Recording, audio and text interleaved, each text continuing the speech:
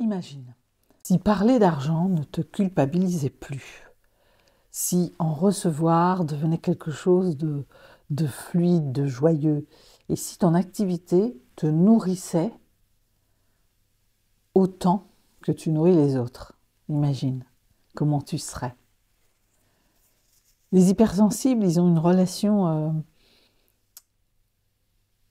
particulière avec l'argent, mais ils pourraient avoir une relation magique avec l'argent, que ce soit plus un problème, que ce soit quelque chose de juste évident et d'aussi naturel que chez certains autres. Mais ça nécessite de nourrir, de guérir en fait certains blocages. Je t'en parle tout de suite.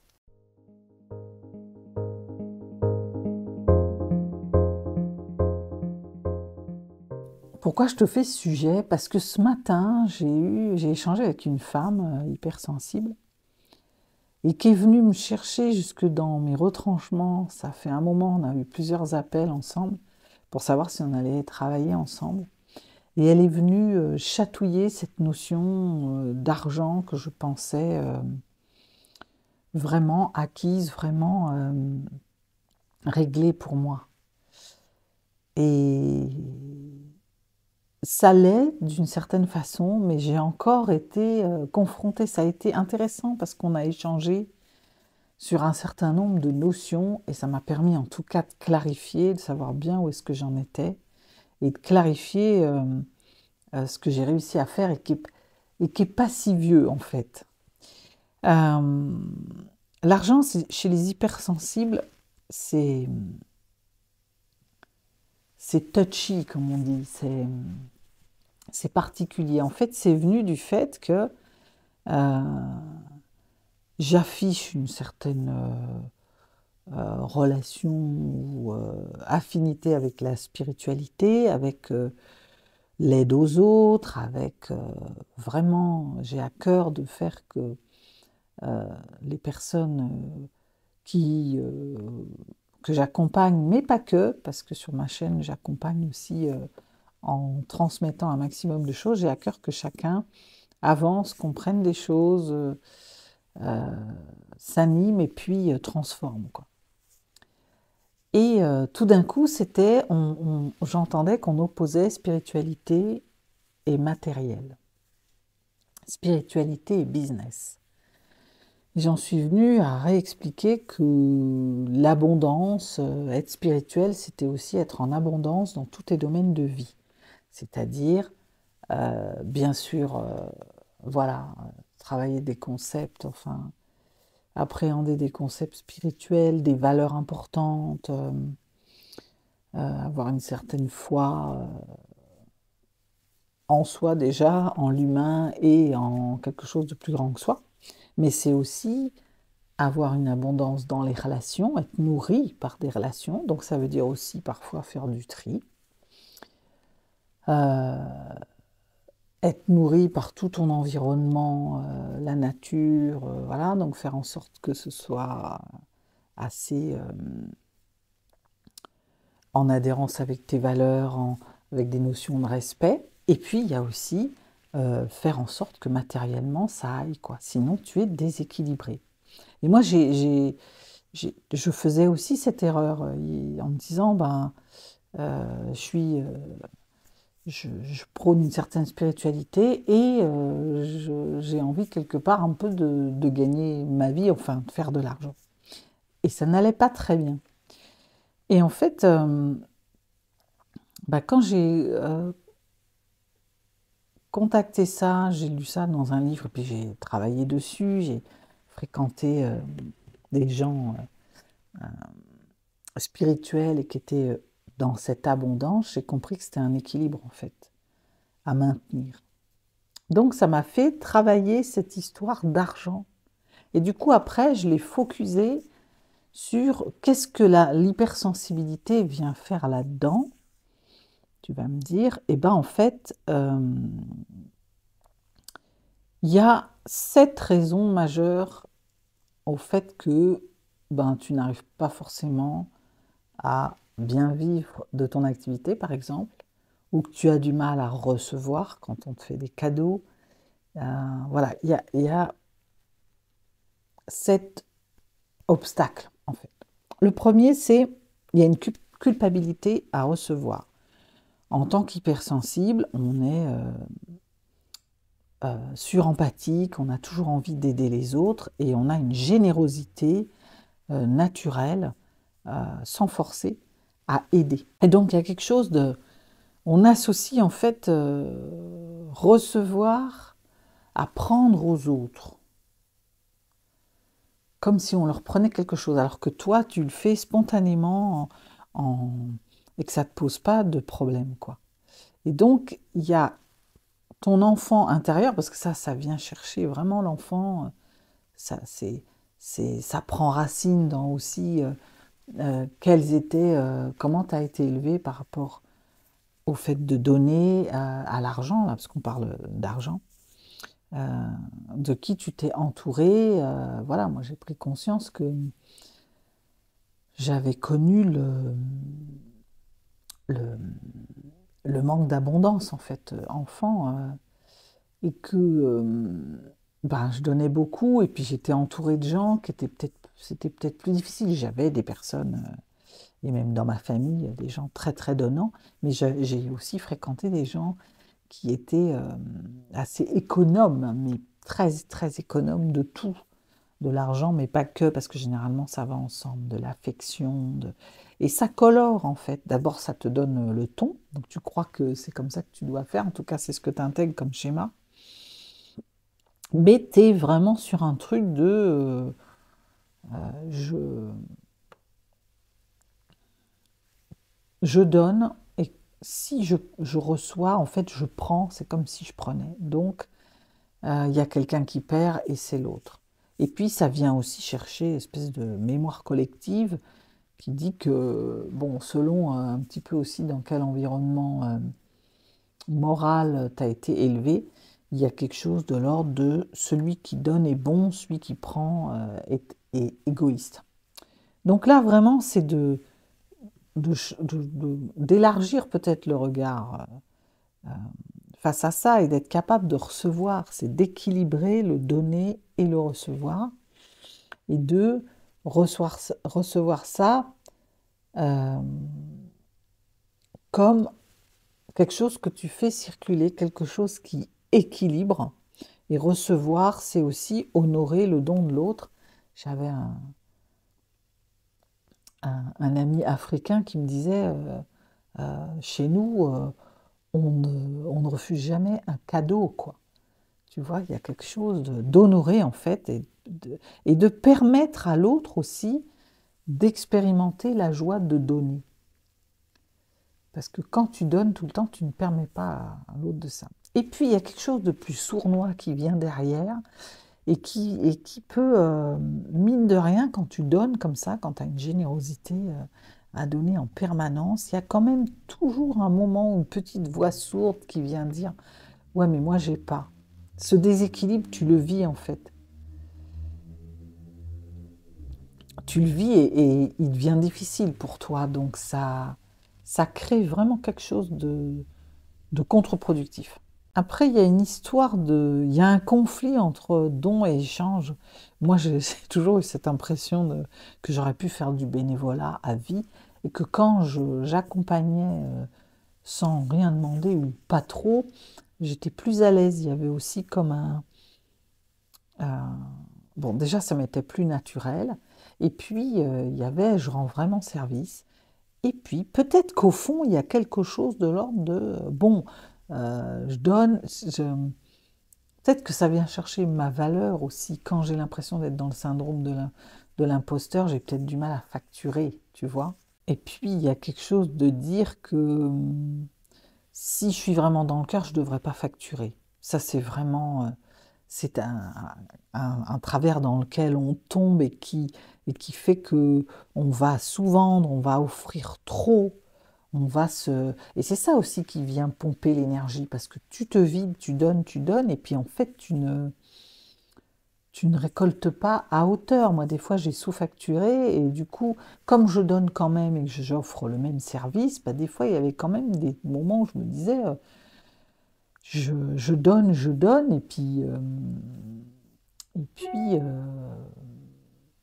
bah, il y a des moments, ça me fatigue et je sens que c'est pas juste en fait. Alors que facturer vraiment avec les services que tu offres, il y a quelque chose de, bon, bah, t'es valorisé pour ce que tu fais, tu donnes d'autant plus facilement. Il y a vraiment quelque chose comme ça. J'y croyais pas au début, mais c'est de se dire que l'argent, c'est comme une forme d'échange sacré, en fait, et que ça se respecte et ça s'honore. C'est la reconnaissance tangible, en fait, de ton énergie, de l'investissement temps que tu vas mettre, de, de ce don, de tes talents que tu offres à la personne, au monde. Donc, tu permets juste à l'autre de se transformer et d'avancer, de réaliser un objectif, et c'est légitime que tu sois rémunéré. En plus, cette femme me le disait ce matin, et j'ai vraiment bien aimé ça, c'est que ça met un cadre aussi, ça met une frontière. On n'est pas dans un ami qui aide quelqu'un, on fait pas l'aumône, il y a vraiment, ça permet vraiment une clarté, quelque chose qui est très cadré en fait. Un autre travers aussi, hein, troisième chose, c'est qu'on a peur d'être perçu comme intéressé. Voilà, ça c'est quelque chose, tu as peur d'être jugé, cupide, intéressé, c'était aussi le, l'objet de ce matin, c'est que c'est comme si on cherchait à prouver qu'on est quelqu'un de bien parce qu'on est capable d'offrir des services et sans facturer. Mais être intéressé, c'est pas. D'abord, il faudrait redéfinir le terme, mais euh, valoriser ses interventions, ses services, c'est aussi porter de l'intérêt pour les projets, pour ce que tu fais, avoir les moyens de pouvoir les mener, outre le fait d'être valorisé, d'accepter, de ça vient chercher ta valeur. Il y a aussi le fait que ben, être intéressé, c'est aussi je m'intéresse à l'autre, j'ai vraiment à cœur de l'aider, et c'est une forme, comme une forme d'amour actif en fait, hein. Donc c'est vraiment cette histoire de je m'intéresse à toi, je vais te proposer le bon service, et toi, en échange, tu t'engages à investir du temps, de la participation et de la participation financière, en fait, pour valoriser le. En plus, ça fait partie intégrante de. J'ai toujours entendu ça et que ça fait partie du processus, quoi, que quand c'est gratuit, il y a comme une espèce de relâchement qui fait que tu t'investis moins. Et moi, je l'ai vérifié, j'ai fait beaucoup d'ateliers gratuits, de séances découvertes offertes. Ben, c'est pas la même chose, c'est quand même pas la même chose quand la personne, elle investit. Et moi-même, je suis comme ça. J'ai investi à hauteur de ce que je pense, voilà, on me demande de ce que je peux faire aussi dans mon budget. Et donc, du coup, bah, j'y vais parce qu'il y a quand même quelque chose un peu aussi de, bah, j'ai payé, j'ai investi, j'ai envie de, quelque part, d'avoir un retour sur investissement, mais pas que, il y a quelque chose de, bah, j'y vais, quoi, je le fais sérieusement. Je le fais à fond. Quatrièmement, il y a cette histoire d'hyper-empathie financière, là. C'est qu'on se met tellement à la place de l'autre, moi je sais que ça m'a joué pas mal de tours ça, c'est que on va ressentir les peurs de l'autre, les freins de l'autre, les questionnements de l'autre, mais même des fois, le travers, c'est de présupposer, alors que des fois, il n'y a pas de souci en face, l'autre, il est prêt à investir. Et alors, du coup, ben, on va baisser ses prix, on va faire des ristournes de malade. Moi, j'ai fait ça pendant. Voilà,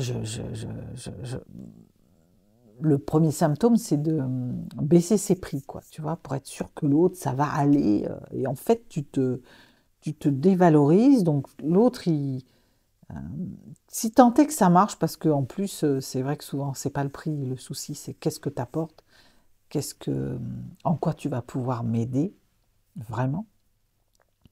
Mais c'est, voilà, on, on se sous-évalue pour se mettre au service de quelqu'un qui peut-être va le faire, tant mieux, mais euh, ça vient chercher quelque chose. Moi, j'ai longtemps pensé, mais alors l'autre se surpasse, transforme sa vie, réussit son objectif, développe son chiffre d'affaires. Et moi, je suis là avec mes sous-prix et mes sous-tarifs parce que j'arrive pas à... Parce que je présuppose, parce que cette hyper-empathie me bloque.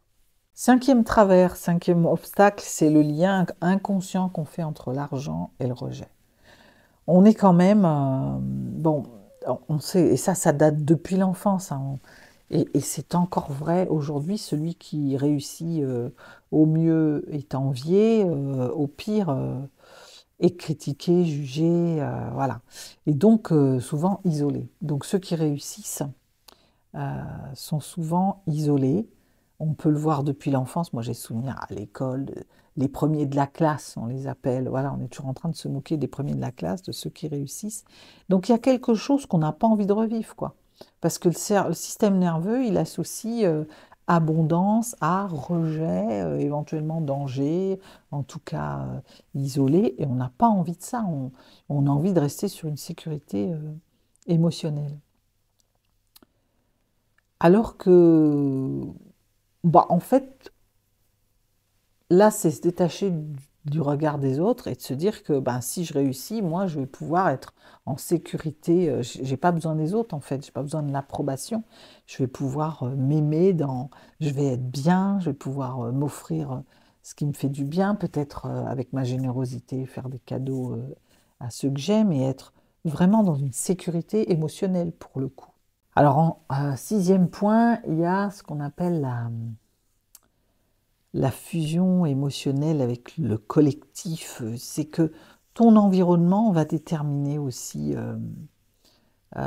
ton rapport, peut déterminer ton rapport à l'argent. En ce moment, si tu entends que c'est compliqué pour le porte-monnaie, la crise, les gens qui ne peuvent plus, bah, tu vas être toujours avec cette hyper-empathie, tu vas capter la peur de manquer, de ne pas y arriver, l'inflation, la guerre, la précarité, tout ce qui pourrait se passer, et du coup, tu vas la ressentir comme si elle t'appartenait, tu vas être imprégné de ça.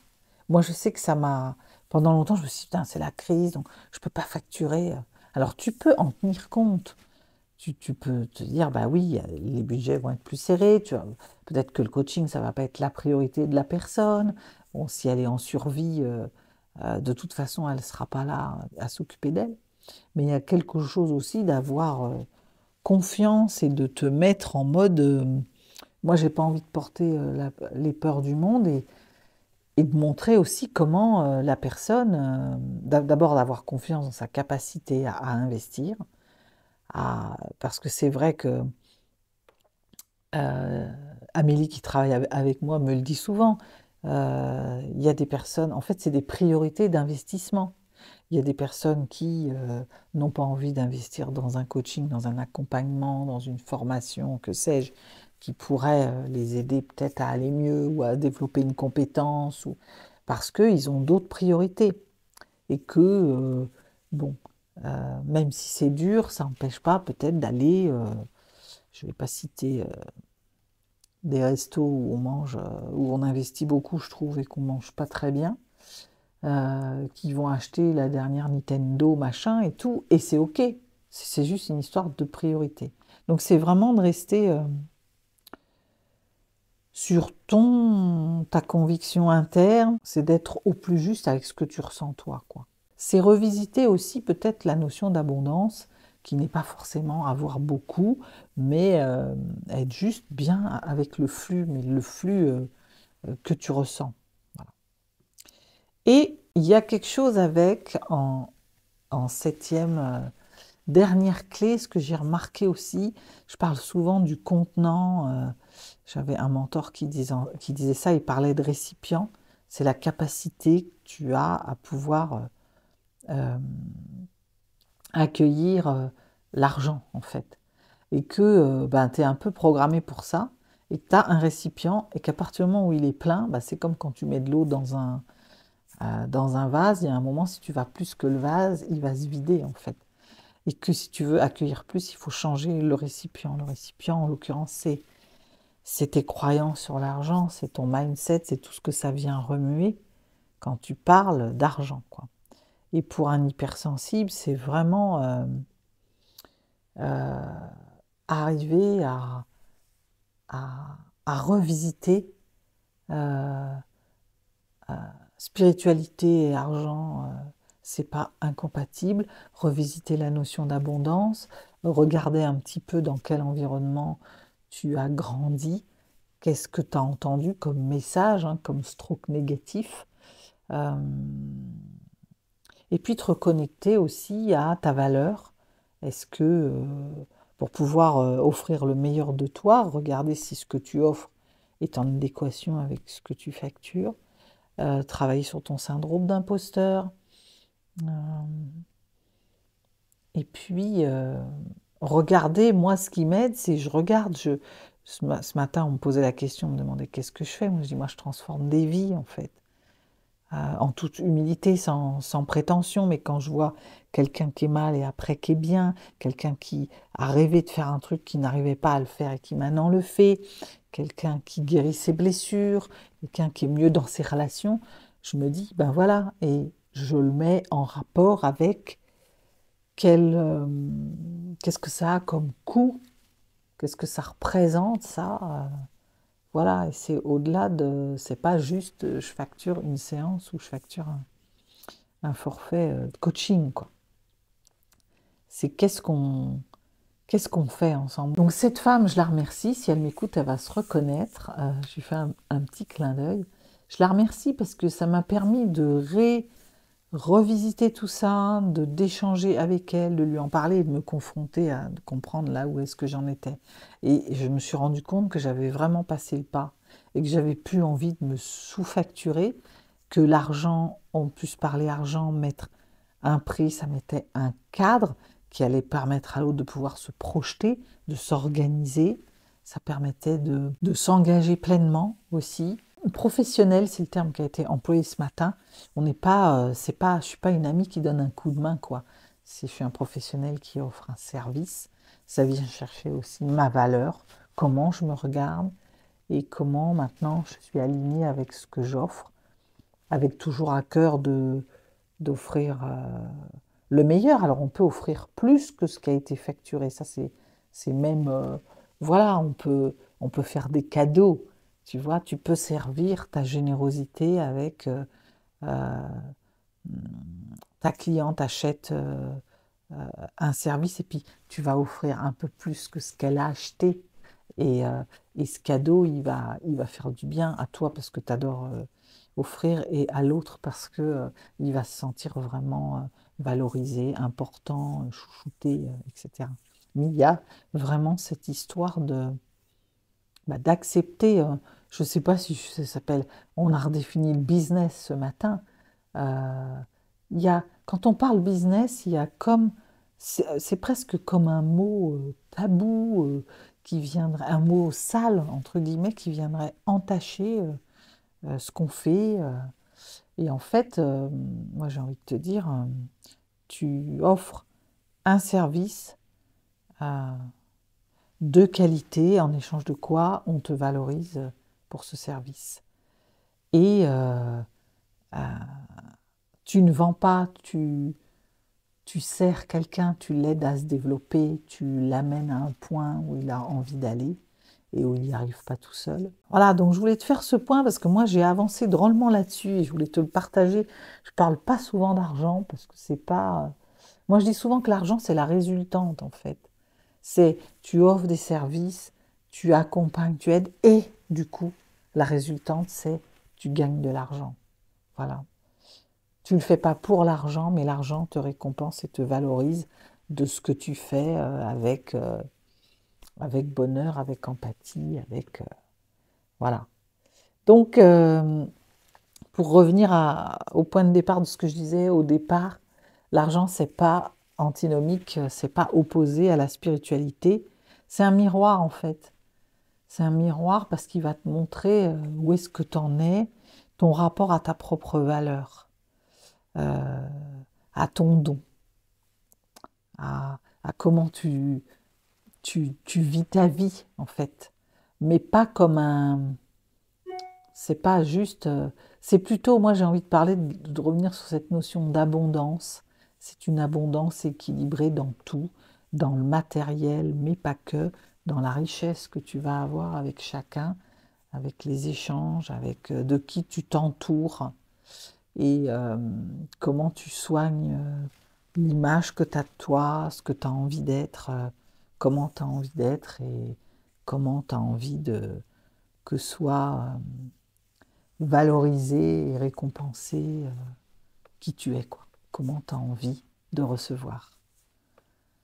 Voilà, j'espère que cette vidéo t'aura un peu éclairé, aidé. N'hésite pas à commenter s'il y a des choses sur lesquelles tu as envie que je revienne. Euh, Écris-moi, je réponds à tous les commentaires, même si parfois je le fais avec un peu de retard. J'ai à cœur vraiment de lire tout ce que vous m'écrivez. Je vous remercie de me suivre si nombreux et je vous dis à très vite pour le prochain sujet.